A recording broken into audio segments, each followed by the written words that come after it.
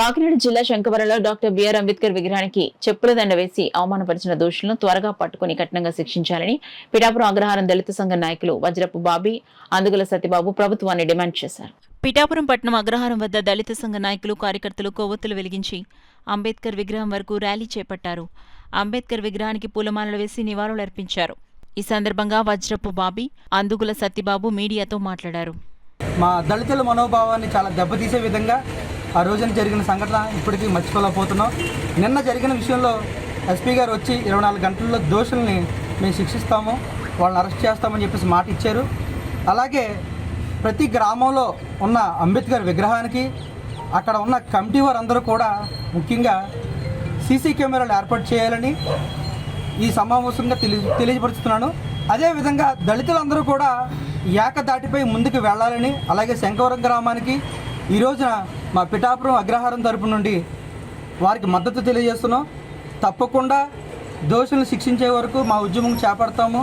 మేము అందరం కూడా మద్దతుగా నిలబడతాము. ఎట్టి పరిస్థితుల్లోనూ దోషులను వదిలే ప్రసక్తే లేదు.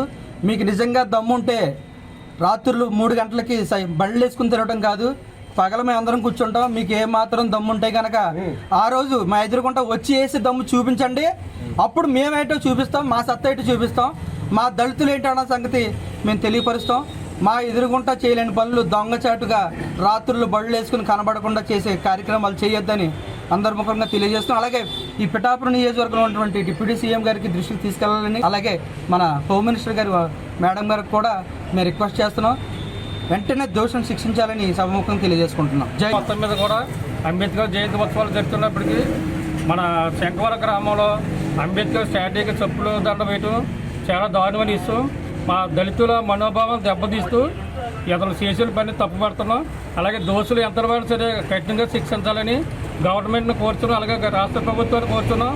అలా అంటూ గారు ఈ విషయం మీద దృష్టి సారించి దోషులను కఠినంగా శిక్షించి ప్రతి అంబేద్కర్ స్టాట్యూ దగ్గర సీసీ కెమెరాలు ఏర్పాటు చేసి మా మనోభావం దెబ్బతినకుండా వారికి తగిన శిక్ష చేస్తారని చెప్పేసి ప్రత్యేకంగా కోరుకుంటున్నాం.